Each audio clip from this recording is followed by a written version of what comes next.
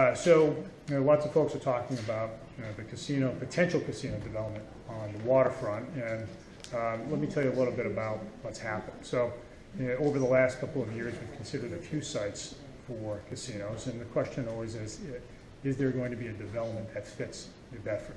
In other words, that creates jobs and revenue to the city, but also fits with our city's culture, it fits with our city's layout and our waterfront, in the case of waterfront casinos. So we looked last year at what is probably the best place for a casino, and that's out on the municipal golf course.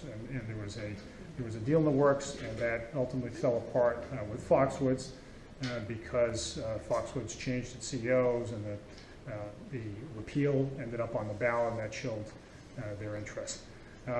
There's been a lot of talk about a casino at the former NSTAR plant on the waterfront, and that's been the focus of discussion recently.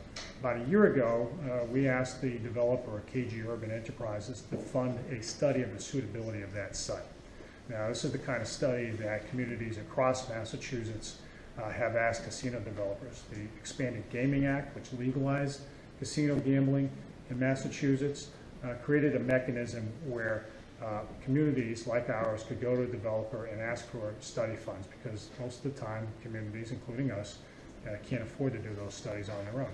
So we asked about a year ago, April of 2014 specifically.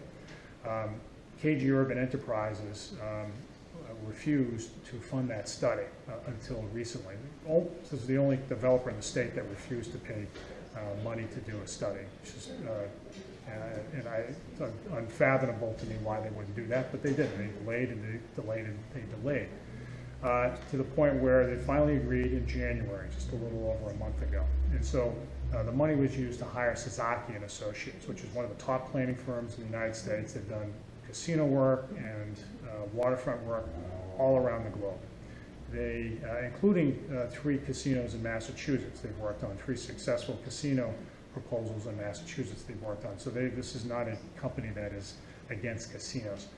They went ahead and took a look at the site and came back with a report that is decidedly negative, and that echoes a lot of the concerns that we've expressed over the years. So that is a casino on the waterfront that would crowd out some maritime industrial uses. We're the top commercial fishing port in America. We're a growing cargo port.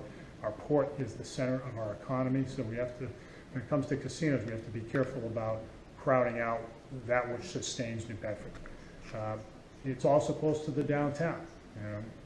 Our downtown is a special place. It preserves our whaling heritage. We have a national park in the middle of the downtown. We have major cultural institutions like the Whaling Museum and the Zeitarian, all of which would be affected by having a casino right across Route 18. So there are some sensitivities here that we need to address, and that's what we're trying to do for the report. Whether we have a deal there ultimately will turn on whether KG Urban is willing to address the city's serious concerns. And if they continue to ignore them, if they continue to plow ahead and try to bully the city, it's just not going to work. If instead they take it seriously, we might end up with a deal there, but it's got to be a deal that works for the city in the long run. And that is my job. My job as mayor is to look out for the city's long-term interest and to explain very clearly my decisions to the public so that they're understood. It's not to say that everybody's going to agree on everything, but it's to say that at a bare minimum, I have to look folks in the eye and say, this is why I did it. And so when it comes to casinos, it's all about whether it works for New Bedford on a particular site.